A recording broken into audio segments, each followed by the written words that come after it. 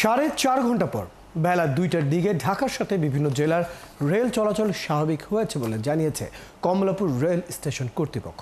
শনিবার সকাল 8:15টায় বিমানবন্দরে প্রবেশের আগে লাইনচ্যুত হয় যমুনা এক্সপ্রেস ট্রেনের একটি বগি, আর তাতেই ঢাকার সাথে বিভিন্ন জেলার ট্রেন যোগাযোগ বিলম্বিত হয় 1 থেকে 1.5 ঘন্টা। বিস্তারিত সুমন মাহমুদের প্রতিবেদনে।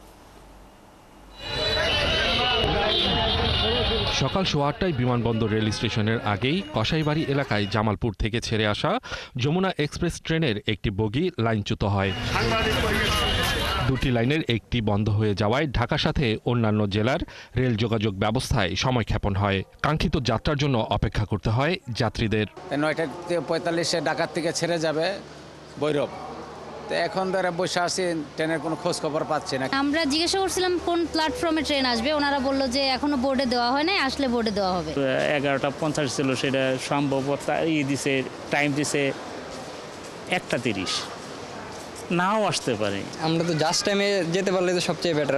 আমাদের তো অন্য অন্য কাজ থাকে, যে ইমার্জেন্সি কোনো কাজ থাকতে পারে, তো ট্রেন লেট হলে তো ওটা আসলে বিষয়টা অন্যরকম দেখা যায়। উদ্ধারকারী ট্রেন ঘটনাস্থলে পৌঁছালে বেলা 1টার দিকে চলাচল স্বাভাবিক হয়। যমুনা এক্সপ্রেস ট্রেনটি বিমানবন্দর স্টেশনে ঢোকার প্রাক্কালে লাইনচ্যুত হয়। এর কারণে সিঙ্গেল লাইনে ট্রেন অপারেশন স্বাভাবিক আছে।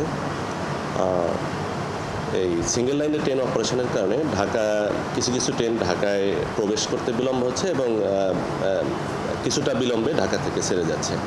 আর উদ্ধার কার্যক্রম অব্যাহত আছে। আশা করা যাচ্ছে 1:30-এর দিকেই উদ্ধার কাজ শেষ হয়ে যাবে এবং ডাবল লাইনের ট্রেন চলাচল শুরু হবে।